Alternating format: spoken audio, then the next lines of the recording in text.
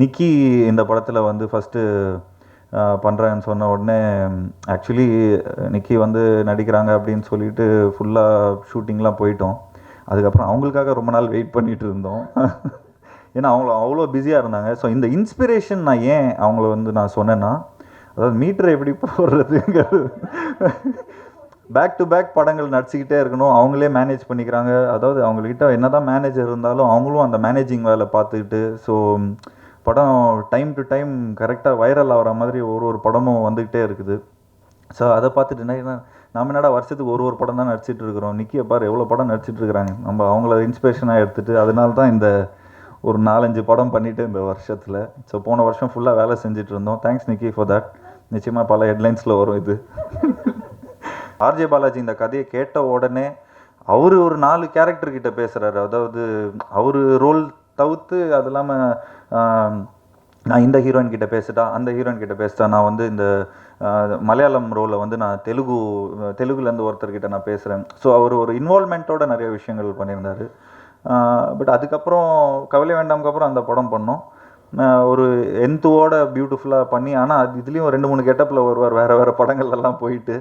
But அதையும் manage பண்ணி கரெக்டாக டேட்ஸ்லாம் அமைச்சு ஒரு என்டர்டெய்னிங்கான ஒரு பர்சனாக இருந்து, இந்த கதையில் எங்கெங்கே நம்ம கொஸ்டின் இருக்கோ அது அவர் தான் கேள்வி நிறையா கேட்குறாரு. ஸோ அந்த மாதிரி ஒரு கேள்வி கேட்குற ஒரு ஆளாக நம்ம கொடுத்துருக்கோம். இந்த படத்தில் என்டர்டெய்னிங்கான ஒரு காமெடியனாக மட்டும் இல்லாமல் ஒரு நல்ல ஒரு ட்ரூ ஃப்ரெண்டாக எப்படி ஒரு படத்தில் இருப்பாங்களோ உண்மையிலே ஒருத்தங்களுக்கு அந்த மாதிரி இருந்திருக்காங்க. சாதாரணமாக கலாய்ப்பாங்க, சார் என்ன சார் நீங்கள் இந்த படத்தில் என்ன மெசேஜ் சொல்லியிருக்கீங்க சார், நாங்கள் சொல்லியிருக்கேன் அது செல்ஃபோன்லேயே அனுப்பிச்சிருக்கலாமே சார் அப்படின்னு சொல்லி கலாய்ப்பாங்க. பட் இந்த படம் செல்ஃபோன் சம்மந்தப்பட்ட விஷயங்கிறதுனால அது நீங்கள் உண்மையிலேயே தெரிஞ்சுக்கலாம். Because how your data is being hacked and உங்களோட மனநிலையை எப்படி அது புரிஞ்சுக்கிறாங்க. அண்ட் உங்களுக்கே தெரியாத ஒரு பேரலல் வேர்ல்டு ஒன்று இருக்குது. அந்த பேரலல் வேர்ல்டில் என்ன நடக்குது அதை வந்து ரொம்ப அழகாக ஹேண்டில் பண்ணியிருக்காரு காலிஸ். இன்றைக்கி வரைக்கும் இந்த படம் ரிலீஸ் ஆகும்போது, இன்றைக்கி கூட காலையிலேருந்து ப்ரெஸ் மீட் கொடுத்துட்டு இருக்கும்போது நிறைய பத்திரிகை நண்பர்கள் கேட்ட ஒரு விஷயம்னா, உங்களுக்கு இவ்வளோ லேட்டாகுது ஒரு படம் அவுட்டேட்டடாக இருக்காதா அப்படிங்கிற மாதிரி நிறைய பேர் கேட்டிருந்தாங்க.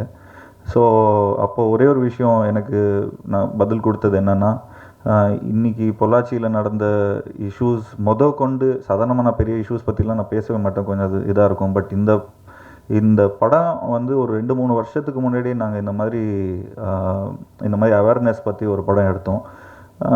தமிழ் சினிமாவில் இது ஃபஸ்ட் டைம் இந்த மாதிரி வந்துடுச்சுன்னா மக்களுக்கு ஒரு அவேர்னஸாக இருக்கணும்னு தான் நாங்கள் இந்த படத்தை நாங்கள் பண்ணோம். பட் அதுக்கப்புறம் படம் லேட்டாக நிறைய பிரச்சனைகள்லாம் வந்தது. இந்த ப்ளூ வேல் கேம் வந்தது, அப்புறம் இந்த லீக்ஸ் வந்தது, அப்புறம் நிறைய அதுக்கப்புறம் தான் நிறைய டிஸ்ட்ரிபியூட்டர்ஸ் ப்ரொடியூசர்ஸ் எல்லோரும் ரிலேட் பண்ண ஆரம்பித்தாங்க இந்த படத்துக்கு. சரி, ஓகே, ஐ திங்க் அவங்க ஏதோ சொல்ல வராங்க, இது ரொம்ப ரிலேட்டபிலிட்டியாக இருக்குது. அண்ட் இந்த படம் வந்து ஒரு சைக்கலாஜிக்கல் ஃபிலிம் மட்டும் இல்லாமல், ஒரு த்ரில்லர் மட்டும் இல்லாமல், ஒரு கம்ப்யூட்டர் சம்மந்தப்பட்ட படம் இல்லாமல், ஒரு மென்டல் ஹெல்த், உங்களோட இப்போ உடம்பு சரியில்லாமல் போகுது, கை கால் வலிக்குது, மூச்சு பிடிச்சிக்கிச்சு, அது இருக்குது, உடம்பு சரியில்லாமல் போகுது, ஃபீவர் இருக்குது, அந்த மாதிரி அது உடம்புல காட்டும். ஆனால் பிரெயின் கோஸ் த்ரூ ஒரு மென்டல் ஹெல்த். அந்த மென்டல் ஹெல்த் வந்து எந்த லெவலுக்கு வந்து பாதிக்கப்படும் because of your smartphones, because of your இது.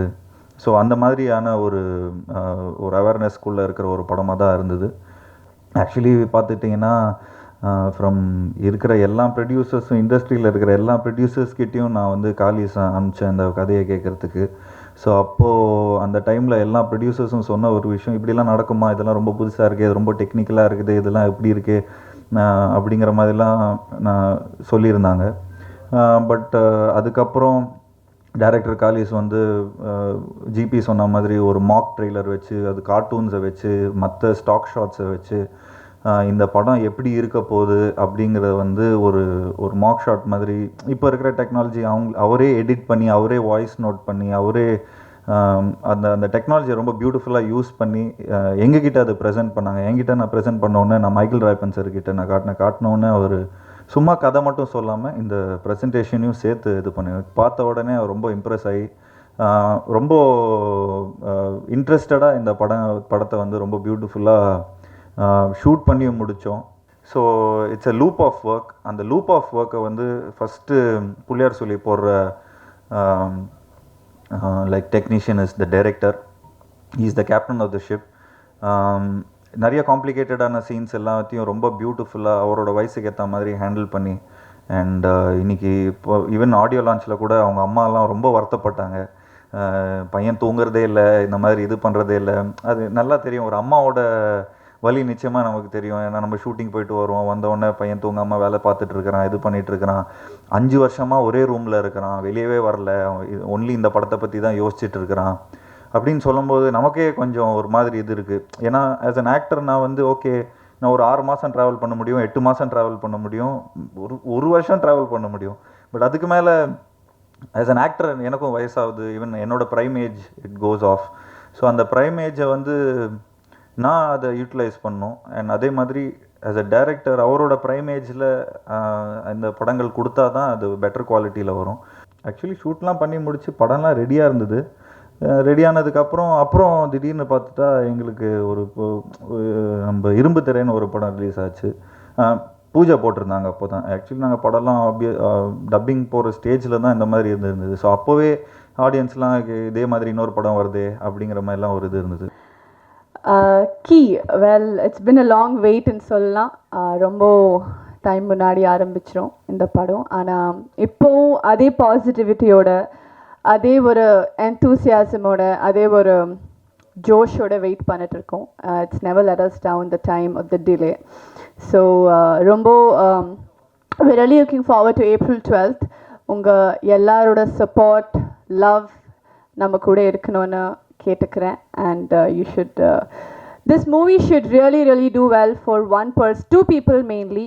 One is Michael Ripen sir and two is Kalish, because as actors ஒரு படம் ஒரு 2 மாதம் தள்ளி போச்சாலும் நாங்கள் வந்து வேறு படம் போய் ஷூட் பண்ணிட்டு வரோம். நம்மளுக்கும் பாதிக்கப்படும் கண்டிப்பாக. ஆனால் still manage we go to multiple different shoots நாங்கள் ஷூட் பண்ணிட்டு வரோம். பட் கிட்டத்தட்ட 4-5 இயர்ஸ்லேருந்து இந்த மூவியை ஒரு சின்ன குழந்தை மாதிரி பார்த்துக்கிட்டு Kaleesh and Michael Raiban sir have been so responsibly taking care of this film and making it a point that no, one day it will release. ஒரு நாள் நம்ம மக்கள் இந்த படம் பார்க்குறாங்க. ஸோ ரொம்ப சந்தோஷமாக இருக்குது. அந்த நாள் வரப்போகுது April 12th. அண்ட் டீம் பற்றி சொல்லணுன்னா, so start in order: Seraphin sir and Michael Ripen sir, wonderful people, wonderful producers. Sir, I hope the wait has been worth it. And April 12th, with God's grace, we will come out with a good movie. And the நம்பிக்கை இருக்குது. And Kalish, a great director, very clear with his vision. உண்மையாக சொல்லணும்னா இது அவங்க first movie மாதிரி. It doesn't come across like his first movie.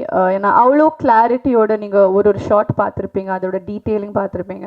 So ஒரு ஷார்ட்டோட detail and ஒரு ஆக்டர்கிட்ட எப்படி வேலை வாங்கணும் அது கரெக்டாக நல்லபடியாக பண்ணுவாங்க. இந்த படத்தில் நான் பேசுகிற விதம் கொஞ்சம் டிஃப்ரெண்ட்டாக இருக்கும்.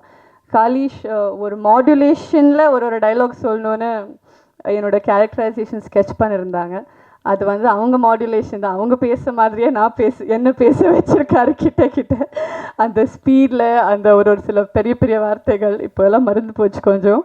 But kudos to his hard work and I wish you all the best Kalish.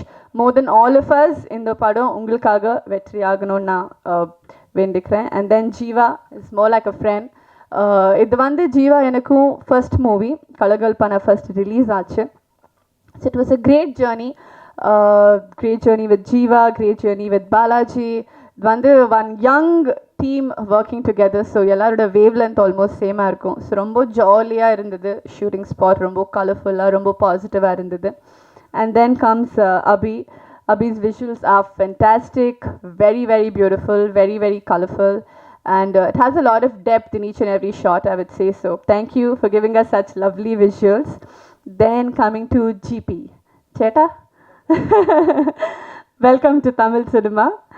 I hope this ends up being one of your dream debuts that you look forward to. And yes, thank you so much. The music is by Vishal, so I hope you all really liked it. ஏற்கனவே audio launch பண்ணியாச்சு, so we miss the music director here today. But yet again, ungal ellaroda anbu, love, support, please keep it with this movie because it truly deserves it. Thank you.